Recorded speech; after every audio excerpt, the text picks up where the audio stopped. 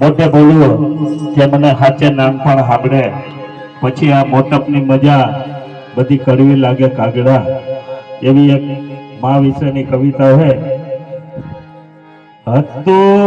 હું સુત પારણે પુત્ર નાનો રડું છેક તો કોણ રાખતું છાનો મને દુખી દે દુખી કોણ થાતું મહાહેતવાડી દયાળે જમાતું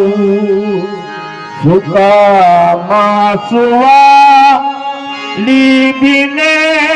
પોતી પોતે પીડા પામ પન્ને કજે સાથ તોતે મને સુખમાં તે કટું કોણ ખાતું મહાહેતવાડી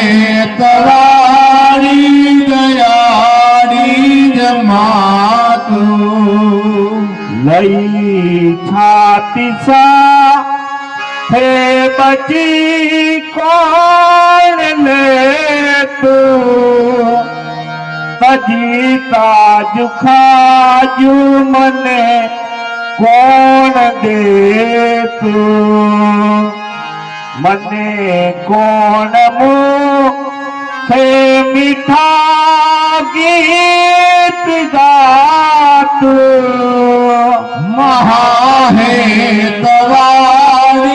દયાળી જમાતું પડું કે ચડું તો ખમાયાની વાણી પડે પાપણે પ્રેમના પૂર પાણી પછી કોણ પોતાના દૂધ પાતું મહાહેતવાડી દયાળી જમાતું જગાભાઈ એક નાનકડું ઘર એમાં નાના દીકરાને ભૂખ લાગે છે એટલે માને એમ કહે છે કે માં મને ભૂખ લાગી છે મને ખાવાનું આપ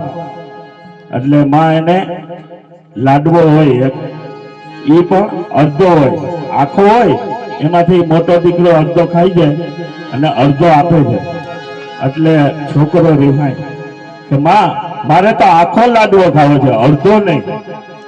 એટલે બાજુમાં પપ્પા એના બેઠા હતા અને પપ્પાનો તો સ્વભાવ એવો હોય એટલે છોકરાને ખીજાય છે એ બેટા છાનો માનો ખાઈ લે જી છે એ આ જ છે એટલે એની માં ઊભી થઈ અને એમ કે લાવ બેટા આખો લાડવો કરીને આપું અડધો લાડવો લઈ ઘરમાં જાય ચોરી અને પાછો એને આખો કરી દે અડધામાં પછી આવીને એમ કે છે લે બેટા એટલે આ આખો લાડવો ખાઈ જાય જે અડધામાંથી જે આખો લાડવો કરીને આપે ને એ જ આપણી માં હોય અને એ જ આપણી જનેતા હોય છે બોલ કૃષ્ણ કનૈયા લાલ કી જય એક માની વિદાય હોય તો મેંદાભાઈ તમે આ માની જે કવિતા કીધી ને